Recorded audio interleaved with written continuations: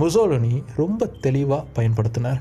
தன்னுடைய பாசிச சிந்தனையை மக்கள்கிட்ட கொண்டு போய் சேர்க்கறதுக்கு கருப்பு சட்டைக்காரர்களை உருவாக்கினார்.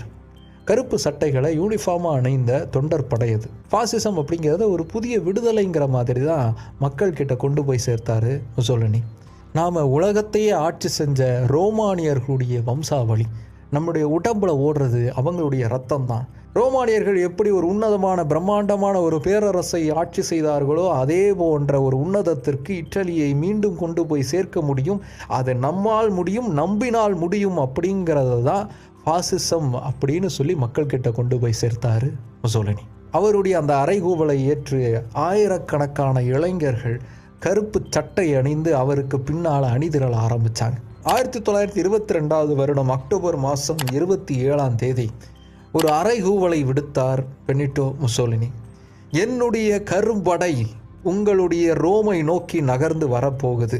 நாங்கள் பேரணியாய் திரண்டு வந்து ரோமை நெருங்கும் போது உங்களுடைய ஆட்சியாளர்கள் பதவியை ராஜினாமா செஞ்சிருக்கணும்.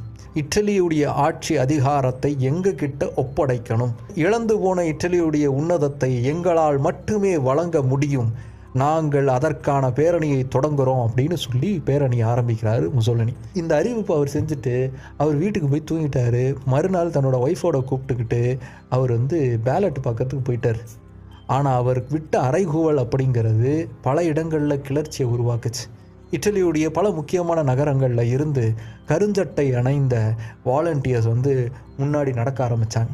அவங்க பின்னாடி பொதுமக்களும் பெரும் மாற்றம் நிகழப்போகுதுங்கிற ஒரு நம்பிக்கையோடு நடக்க ஆரம்பித்தாங்க. தன்